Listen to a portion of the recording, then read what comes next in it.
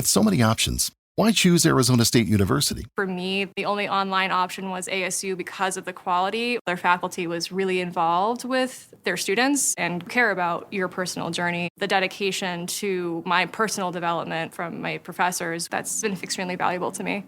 Earn your degree from the nation's most innovative university. Online. That's a degree better. Explore more than 350 plus undergraduate, graduate, and certificate programs at asuonline.asu.edu.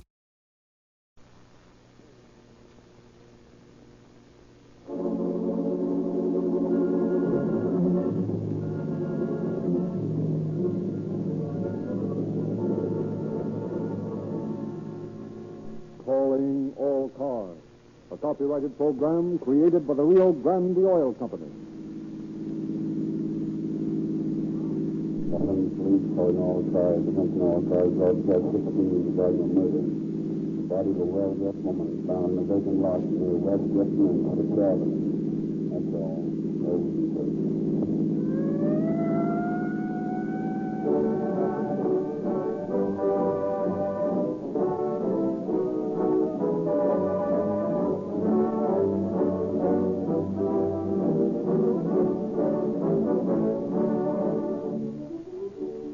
Tonight, there are thousands of police and sheriff's cars out on the streets and roads, pursuing criminals or cruising watchfully, ready to dash with sirens screaming to the scene of any emergency. No ordinary gasoline is good enough for these emergency cars. More of them are powered with Rio Grande cracked gasoline everywhere is obtainable than any other brand. And the reason for this pronounced preference is that the police have tested all brands of gasoline in their emergency cars, and they have yet to find any gasoline which will exceed the performance of Rio Grande cracked. You can make these same tests in your own car and discover for yourself why Rio Grande cracked gasoline is the choice of the leading cities and counties of the West. Go to the independent service station in your neighborhood and fill up with Rio Grande cracked. You will feel the difference just as soon as your former gasoline is used up and Rio Grande cracked reaches your carburetor. Your car takes on new life, new liveliness. You accelerate as never before. You breeze up hills that formerly slowed you down and made you shift gears. Your car runs smoother, quieter. Rio Grande cracked gasoline ignites at the touch of the starter, roars into action. And when you speed ahead of the traffic, you will realize at last what we mean when we promise you police car performance with Rio Grande cracked gasoline.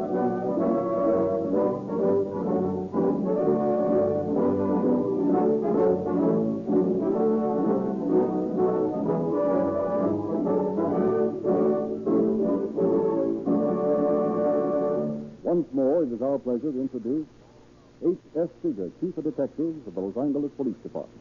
Chief Seeger. Good evening, friends. Murder or suicide?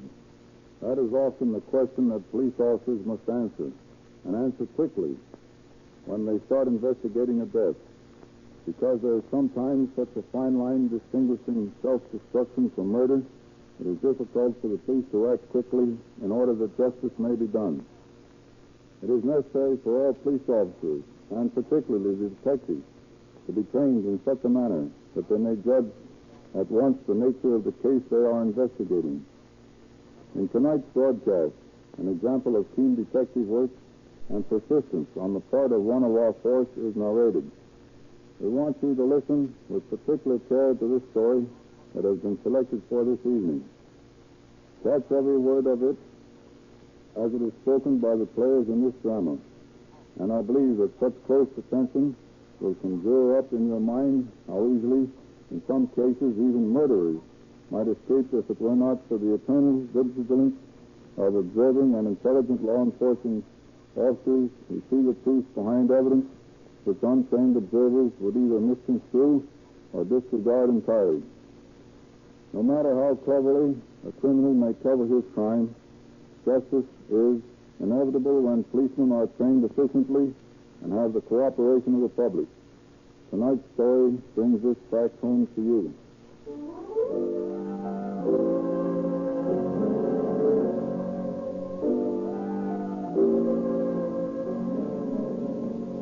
One evening in late summer, several years ago, Mrs. Maud Kennedy, a widow, her son and his wife, and Bert Normandy, a boarder, are at dinner in their home on 21st Street when the phone rings.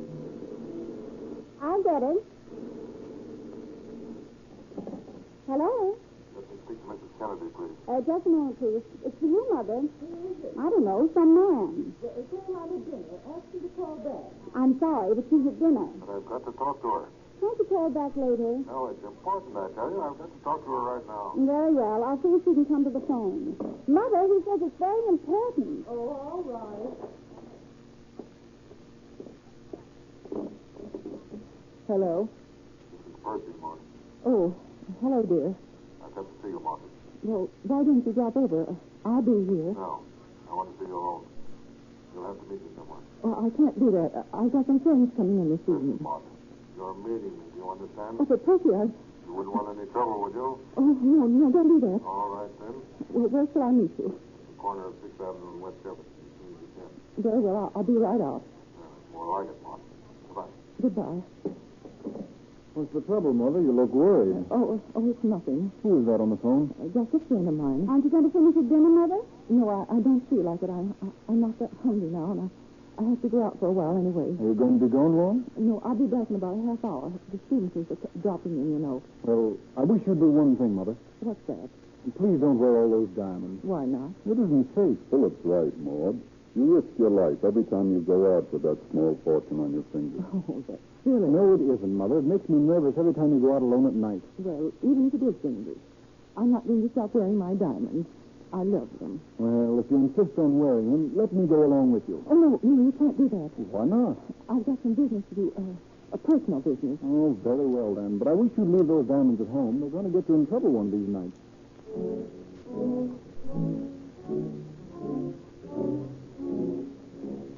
A few moments later, Mrs. Kennedy meets the man who telephoned her. The rendezvous is in what at that time is a thinly settled section of town. The houses are few and far between, the streets dimly lit. Percy, what is it this time? I've got to have some money, Maud. Oh, I thought so. I suppose you spent that $5 I lent you yesterday. Yeah, it's nearly gone. I've got to have more. I'm going to get married. Get married? How can you get married? You haven't even got a job. I don't care. I'm in love with a girl and I want to marry her. I'll get a job somewhere. You've got to give me the money to get married on. I can't. I haven't any money. Oh, come on now, Maud. Don't hand me that. I haven't, Percy. I'm broke. They cleaned your poker the other night. Maud, did you understand what I said? I've got to have money. You wouldn't want me to tell Philip about all that dough you lose at poker, would you? Oh, you wouldn't. I might. Your little boy wouldn't think so highly of his mother then, would he? Oh, Percy, don't do that. Please don't. Well, it's worth something to keep me quiet, isn't it? Yes, I suppose it is, but I've been telling you the truth. I really haven't got any money, really. Well, how about those diamonds? We could sell a couple of them. That'd be all I need. Now. Sell my diamonds? Oh, no, I can't do that. With so many options, why choose Arizona State University? For me, the only online option was ASU because of the quality. Their faculty was really involved with their students and care about your personal journey. The dedication to my personal development from my professors, that's been extremely valuable to me. Earn your degree from the nation's most innovative university. Online. That's a degree better. Explore more than 350 plus undergraduate, graduate, and certificate programs at asuonline.asu.edu. At Arizona State University, we're bringing world-class education from our globally acclaimed faculty to you. Earn your degree from the nation's most innovative university. Online. That's a degree better. Learn more at asuonline.asu.edu. Those diamonds mean everything to me. I know. I guess they mean more to you than your own son's opinion of you, huh? I can't see how you can treat me like this after all I've done for you. I always thought you were a friend of mine. Well, I am. Maybe I'm a little too hasty. I know how you feel about your diamonds. I sort of thought, though, that I could depend on you. But if you haven't any cash, well, that's that. But you understand how it is, don't you, Percy? Oh, sure. Let's forget all about it. And you won't tell Philip anything? No. What kind of a guy do you think I am? Well, just to show you I'm a friend of yours, I bought some perfume for you with the loss of that money you gave me yesterday. Percy, Oh, that's nice of you, Percy. Here it is. You want to smell it? Oh, I'd love to. Yeah, take a whiff. Oh, that's funny. Oh, Drink it, Mark. Drink it all. Drink it, Mark. Here, I'll force it down your throat, and then you'll go to sleep. Yeah, nice long sleep.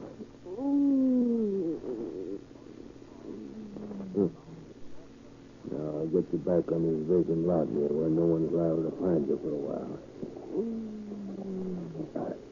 I knew you'd be wearing the ice, Lord. I could depend on that, couldn't I, my dear friend? You got all of it on. Even the one I pawned to you. That's nice, Maud.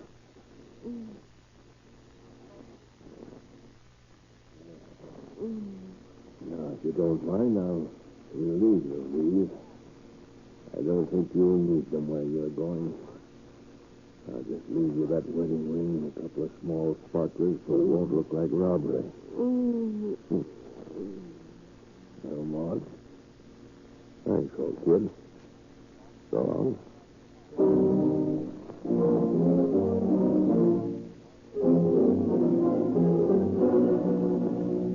The body of Mrs. Kennedy is not discovered until the next day. A police doctor has already examined the body when Captain of Detectives J.A. Wynn arrives on the scene from headquarters. People get back there. Now, stand back there. Well, Doctor, what's the diagnosis? Strangulation induced by ammonia or a similar liquid swallowed with suicidal intent. There really was no reason for you to come out. Just an ordinary suicide. What makes you think so? Well, there's no evidence of criminal assault, no signs of a struggle. Robbery was not the motive, for she's wearing 2 diamond rings and a wedding band. Obviously, it's suicide. Perhaps. But if it's suicide, can you explain what happened to her shoe and her gloves? Observed that they're missing? Oh, I hadn't noticed that. I see. Well, suppose we look around a bit. All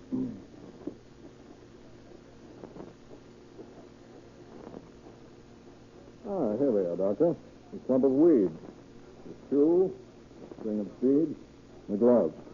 Well, they're 20 feet from the body.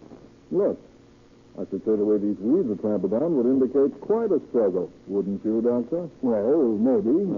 Now, this woman had committed suicide on the spot where the body was found.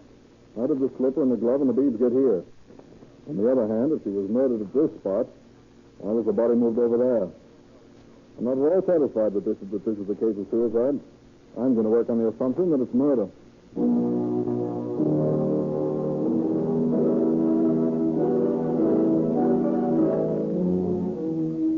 Despite Captain Wynn's conviction, the coroner pronounces the death a suicide.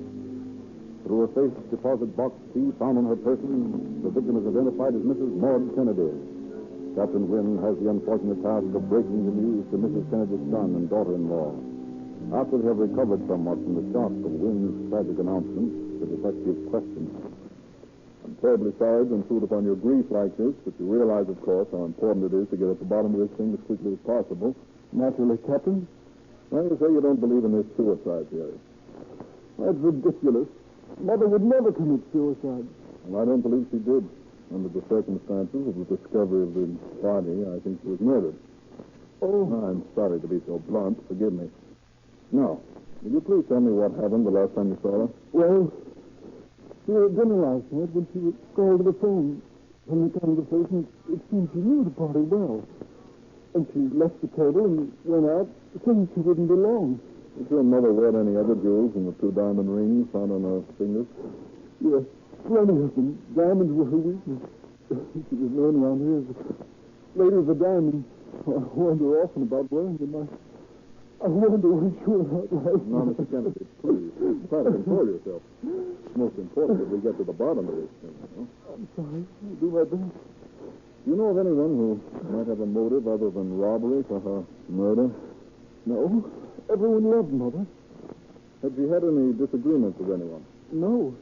Had she reported any strange or suspicious happenings in her life recently? No. She liked everyone. Everyone liked her. Well, Mr. Kennedy, could you give me a list of the diamonds which your mother wore when she left the house? Yes, I think. Let me see. It was a 4-carat solitaire.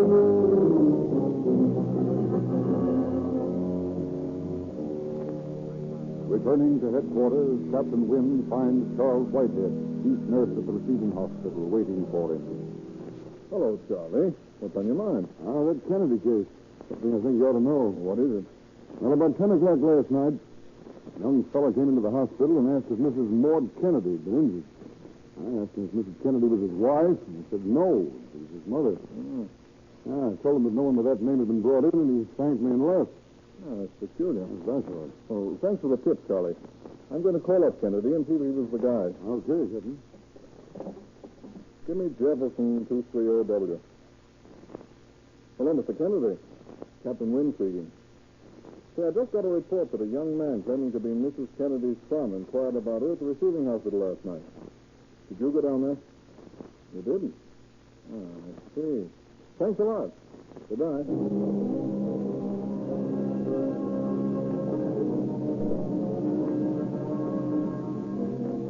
Dispatching detectives to search the neighborhood of the scene of the crime, Captain Wynn succeeds in discovering two witnesses who had heard the groans of Mrs. Kennedy.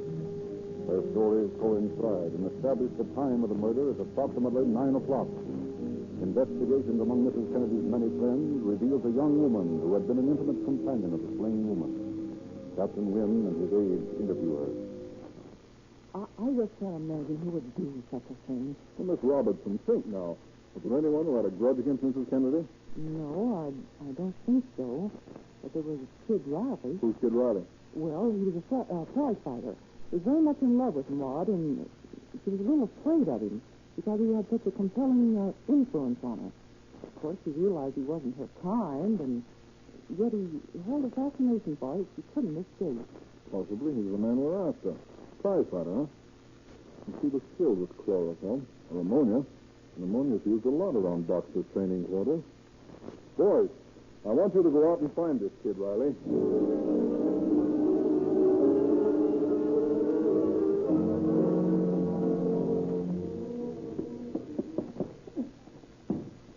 Hello, it is Ryan, and we could all use an extra bright spot in our day, couldn't we? Just to make up for things like sitting in traffic, doing the dishes, counting your steps, all the mundane stuff. That is why I'm such a big fan of Chumba Casino. Chumba Casino has all your favorite social casino-style games that you can play for free anytime, anywhere with daily bonuses. So sign up now at ChumbaCasino.com. That's ChumbaCasino.com. No purchase necessary. VGW Group. Void where prohibited by law. 21 plus. Terms and conditions apply. At Arizona State University, we've made online education better, smarter, and more personalized so you can go further in your aspiring field. I decided to pursue medicine once I realized that ASU did have the online program for biological sciences. You're still required to learn the same curriculum. You're still being tested on the same content that anyone would be tested on in person. The comprehensiveness of the program prepared me so well for medical school. Explore over 350 plus programs at asuonline.asu.edu. I don't know what's come over this kid lately. Look at him smack that sparring partner. His noise seemed to be slack. Well, don't worry about the kid. He's been kind of worried about Joe. You snap out of it. I forgot to tell you, there's a big guy waiting on the dressing room to see him. It's like a dick. Yeah, Riley's always in some kind of trouble. Wonder what it is this time. Hey, Riley, lay off that guy before you kill him. Hey, what's the matter with you, Al? Gee, everything I do is wrong. Now what is it? Ain't nothing wrong, kid. Hold on to your noise. Phil says there's a guy who wants to see you in the dressing room. Yeah, well, if it's one of them newspaper guys, I ain't interested. I need all the dough I got right now. But this mug looks like a dick. A dick? Well, tell him I'm busy. Tell him anything. Come on, kid. Let's see what it's all about. Oh, okay. I ain't done nothing. I'll see him.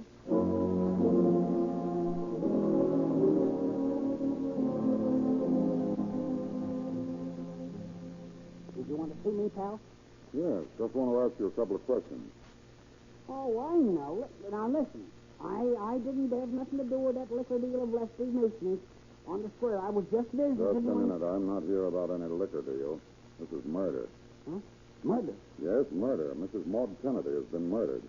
Oh, no. That ain't right. Nobody'd kill her. She was a swell woman. Say, what are you trying to do? Kid me? No, we don't kid about anything. This is serious. I want an answer from you, Riley, and I want it straight.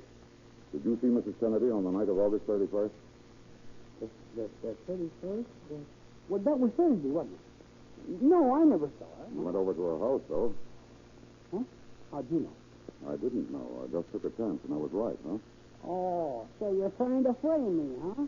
Sure, I went over, but I never killed her, and you know it. No, I don't know it. You'll have to have an airtight alibi if you want to get out of this thing. Listen, I never had much to do with it. On the square, I went over there on the night of the 31st. I phoned her about 7:15. 7:15?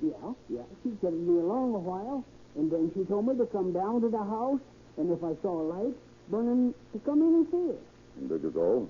Yeah, I waited outside the house for about an hour, but she didn't show up, so I walked back home and went to bed. Riley, your story sounds pretty weak to me.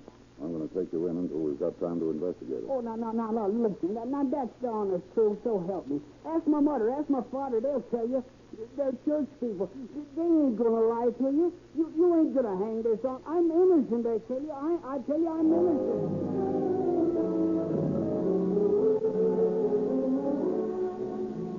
Kid Riley is brought in and questioned, but he proves an airtight alibi.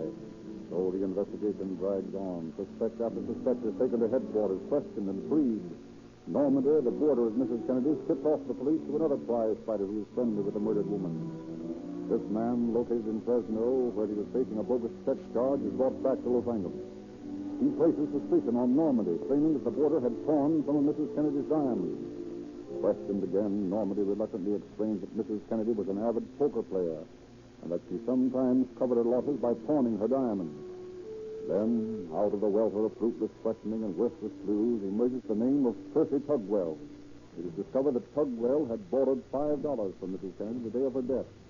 Captain Wynn questions the manager of the garage where Tugwell was known to loaf. Yeah, Percy hung around here, but he ain't here now. Where is he? He got married. He's in Cisco on his honeymoon. I didn't know he could afford a trip like that. Neither did I. He ain't worked for a year. And then a couple of days ago, he shows up with a pair of tickets to Frisco, and he tells me he's gone and got hitched. I don't know where he got that now.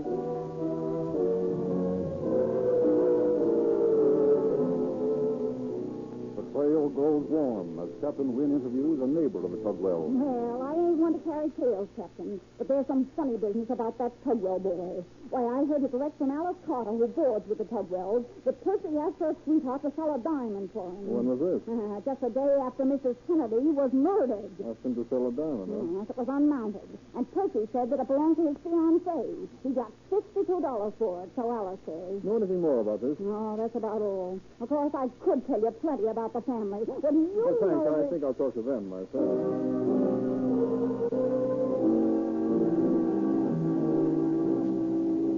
Captain Wynn and Lieutenant Holmes interview the entire Tugwell family. Their stories are the same. Now, Mr. Tugwell, can you tell us what your son's movements were on the night of August the 31st? Well, yeah. He and Thelma, his girl, was here for supper. And after supper, they had a little argument because Percy wanted to go out to the garage and say goodbye to the gang. And Thelma said that he cared more for the gang than he did for her. Anyway, Percy went.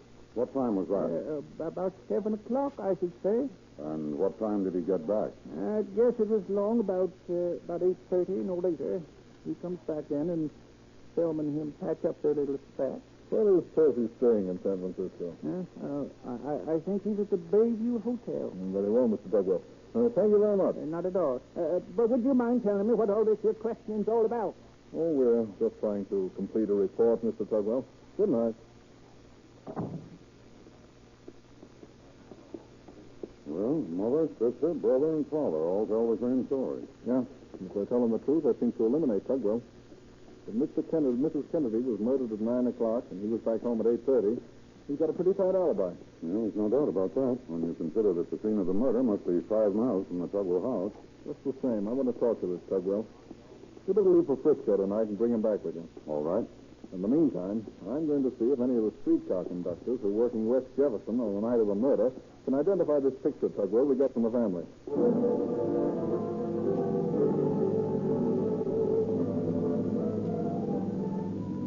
With home on the trail of Tugwell in San Francisco, Wynn interviews the streetcar conductors. You were working on the West Jefferson between the hours of 7 and 9 on the night of August the 31st? Yes, sir. Do you recognize the man in this picture as one of the passengers who carried that night? Oh, let me see.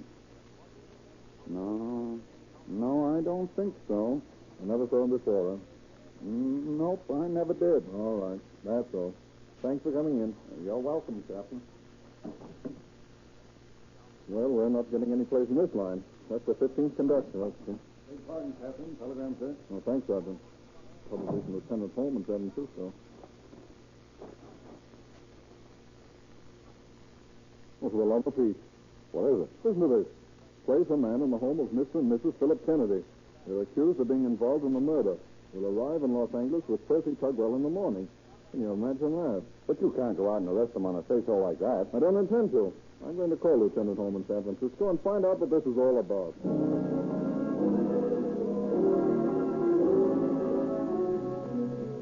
From Lieutenant Holm in San Francisco, Captain Wynn gets the details of Tugwell's accusations. Equipped with his information, he and an assistant reach for the Kennedy home. Philip Kennedy amidst them. Oh, good evening, Captain. Come in. Thanks. Are there any developments in the case? Yes, Mr. Kennedy, there are. Is your wife here and Mr. Normandy? Yes, they're here. I'd like to talk to them, too. Very well, I'll get them. Well, Captain Wynn wants to see you in Bertha a minute. Will you come in? Certainly. Good evening, Captain. Hello, Captain. Good evening. Now that the three of you are here, I regret to inform you that I have to place you under arrest. Arrest? On what charge? Suspicion of murder. What? That's ridiculous. Who made this charge? Percy Tugwell. Tugwell. Tugwell was arrested in San Francisco today and will be here in the morning. Then we can clear this thing up. In the meantime, I'll have to place an officer here. But how could Tugwell implicate us? He claims that on the night of Mrs. Kennedy's death, he called here. During his visit, you two gentlemen became involved in a fight. Mrs. Kennedy, according to his story, in attempting to separate you, was knocked unconscious. Why, that's ridiculous. Then your wife here, attempting to resuscitate her, gave an overdose of ammonia, causing her death. Well, that's preposterous. Well, that's his story. Then he said that you, Mr. Kennedy, had forced Mr. Normandy and himself to take the body to the vacant lot where it was found. But his share in disposing of the body, he says he was given a diamond. Well, that story is so fantastic, Captain, that it seems ridiculous to attempt to refute it. You've already got our statements. They're true. I didn't see Tugwell here the night of Mrs. Kennedy's death, nor did I see him the next day. There was no fight, and no one administered ammonia in my presence. Percy Tugwell is a miserable liar. I want to meet him face to face and dare him to try and lay a suspicion of murder against my husband. As Philip loved his mother better than anything on earth. Better even than me. Tugwell's trying to lay the blame on us because he's guilty himself.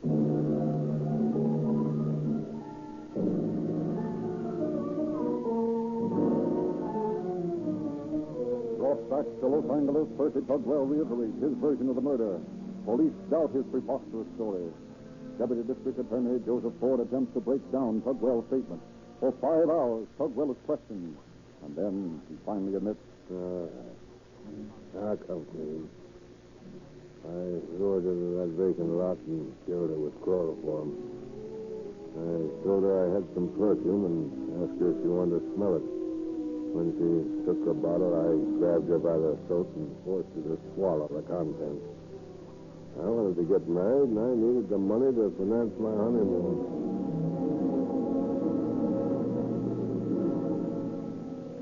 Tugwell is given something to eat and sent to bed. Next morning, he sends for the detectives and repudiates his confession of the night before. Bill Kennedy killed his mother. I confessed last night to shield him. But why should I take the rap for him? Jill sent me a note on the evening of her death, and I met him on the West Jefferson streetcar and got off at 6th Avenue. We met his mother, and Bill killed her. I got a diamond for my share.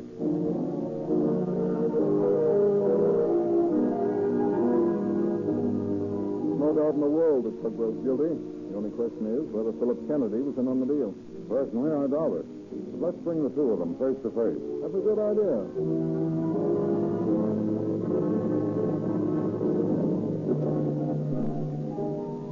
All right, Tugwell. I want you to repeat your statement before Mr. Kennedy here. Well, Bill here sent me a note, and I met him on the Jefferson Street car. We met his mother at the corner of 6th Avenue. Bill killed her, and I got a diamond. You're a liar, Tugwell. You never saw me out there. Tell the truth. Tell the truth, or I'll stick it out of you. He's lying, accusing me of killing my own mother. Pull yourself together, Kennedy. Take him out, will you, John?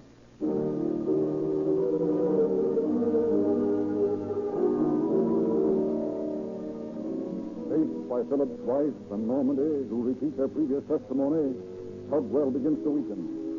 Finally, he speaks to Lieutenant Holmes. I want to tell the truth, Lieutenant. If I do, it means the rope to someone.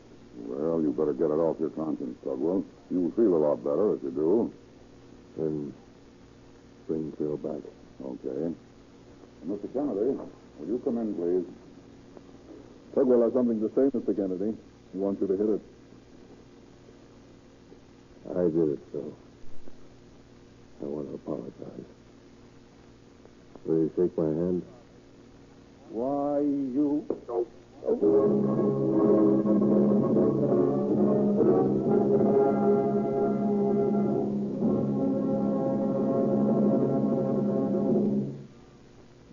Philip Kennedy, his wife, and De Normandy were released immediately from custody. And 4 months and a half after Mrs. Kennedy's death, Tugwell went on trial in Superior Court. The jury, after a 5-hour deadlock, returned a verdict of guilty, and Tugwell was sentenced to life imprisonment in San Quentin Penitentiary. Thank you, Chief Figure.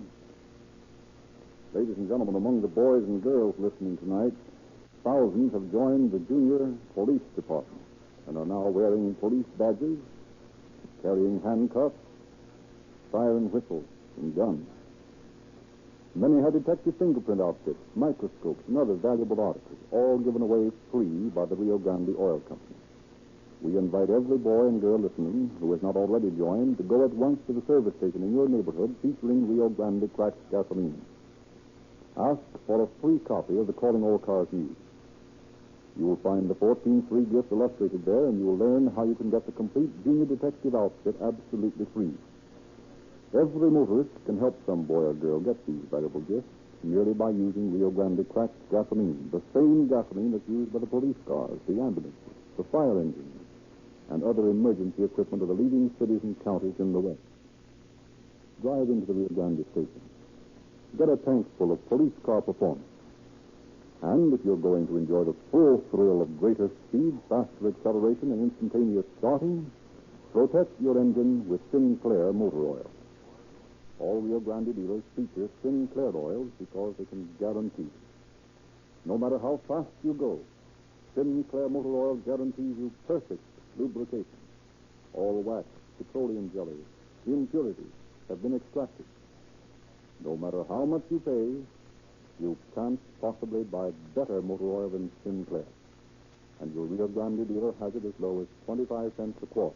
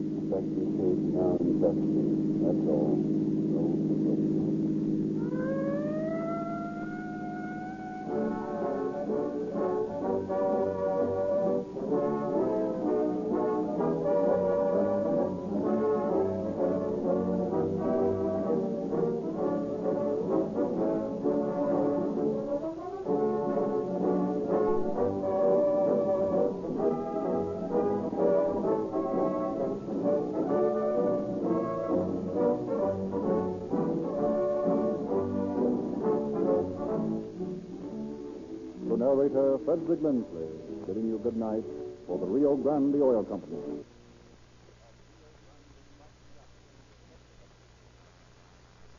Bubba Wallace here from 2311 Racing. Funny thing about being fast, you end up waiting a lot. First to show up, first in line, then just waiting. Me, I rev up Chumba Casino. With over 200 social casino games, no slow lanes here. Why sit around when you can spin? I'm already racing. Your turn. Play for free at ChumbaCasino.com. Let's Chumba. Sponsored by Chumba Casino. No purchase necessary. VGW Group. Void where prohibited by law. 21 plus. Terms and conditions apply.